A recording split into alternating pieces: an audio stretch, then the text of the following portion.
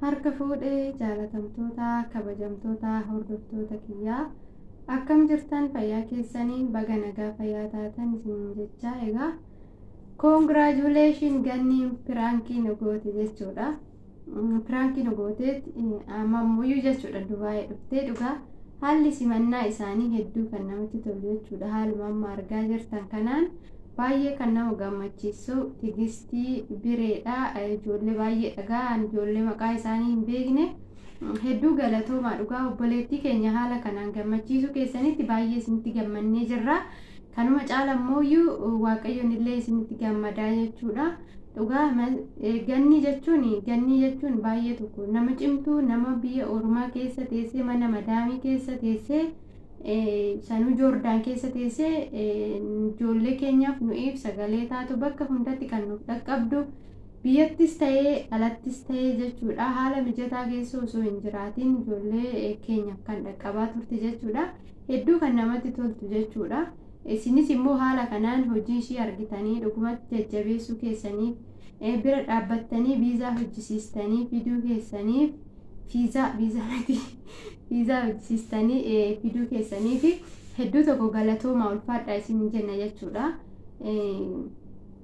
Dhugaa guyyaa geemii isaaniitti jechuudha baay'ee tokko kan nutti dhagahame namoonni hedduun namoonni hin gargaaran yookaan feemasiidha jedhanii yaadan namoonni tokko irraa illee afaanillee oliiftee jirti jechuudha. Ishiin illee egaa waan immoo kan nama namni gadi qabame ol qabamaa sanii ishiin kinoo har'ammoo ol qabamtee jirti jechuudha. Dhugumatti wanta nama gammachiisudha.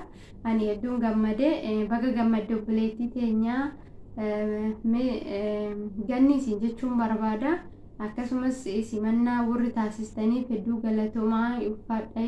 Akkasuma immoo akka hojiiwwan gurguddaa hojjettu akkuma tanaan dura mana xalabaa teessee wantoota gaggaarii hojjechaa turte obboleewwan keetiif sagalee ta'aa turte bakka hundatti mimmaan kee harcaastee sagalee ta'aa turte ammallee san caalaa akka hojjettu abdii sirraa qabna jechuudha.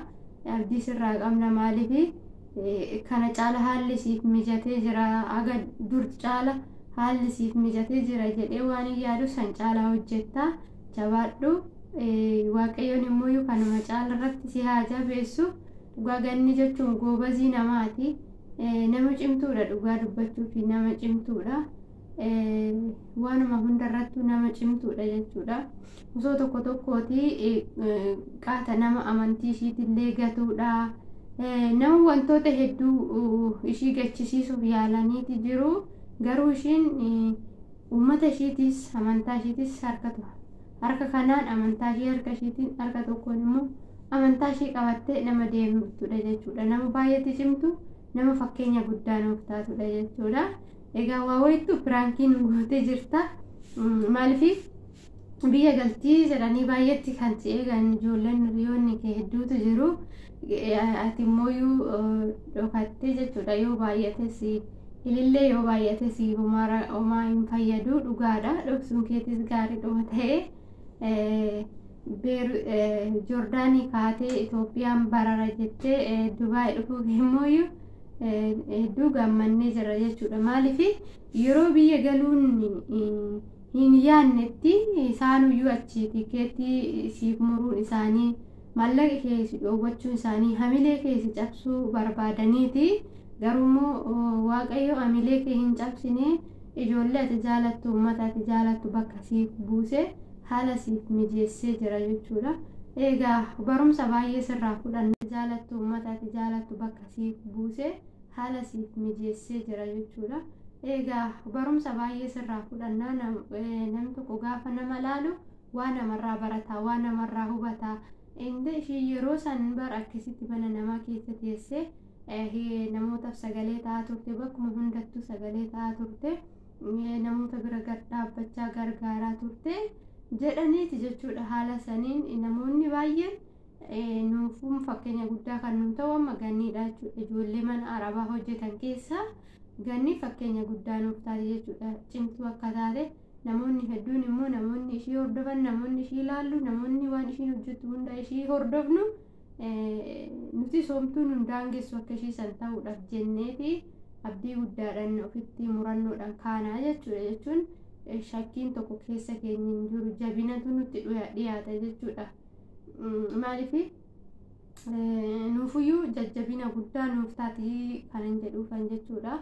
Yoon balleesse dhiifama maaliif jennaan hin argine jechuudha. Shamarroota akkanatti mana namaa ta'anii sagalee namaaf ta'an achuma ta'anii namoota rakkatan mana madaamii rakkistee keessaa baastee yeroo san immoo hojii galchisiistee wantoota akkasii namoota hojjetan hin argine jechuudha. Garuu isheen nama cimtuu nama wantoota akkasii hojjettu namoota walitti dhufeenya qabdu nama walitti dhufeenya qabdudha. Sirritti namaanii kana caala immoo Dubaay keessatti kan arganuu dhufte waan baay'ee nu hojjetti jenneetidha kan ishee abdannu.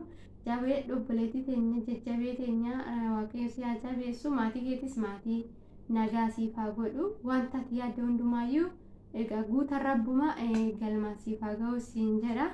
Dhugaa baay'ee natti tolta baay'isawee jechuudha. Ganniin hedduu tokko muuxannoo addaati jechuudha kan isheerraa arganne. Hundumti keenya osuma mana namaa jirru osuma kan jennu keenya irra caalchisna malee kan namaa hin caalchisnu. Garuu ishiin immoo kan namaa yeroo hunda ofirra namaaf yaaddi. Ijoollee mana madaamii jiraniif yaaddi. Rakkatan jennaan xiqqaa guddaan du'an jennaan xiqqaa guddaadhaaf gadi baatee jechuudha. Imimmaan ishee roobsiti.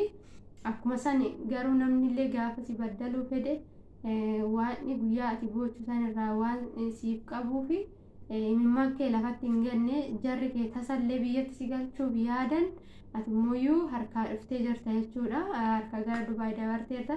Garuu immoo piraankillee yoo nu goote hin dandeessa jechuudha. Maaliif biyyee na galchuu hedan jette malee Dubaay hin dhufa jettee wanta ati dubbattellee hin jiru.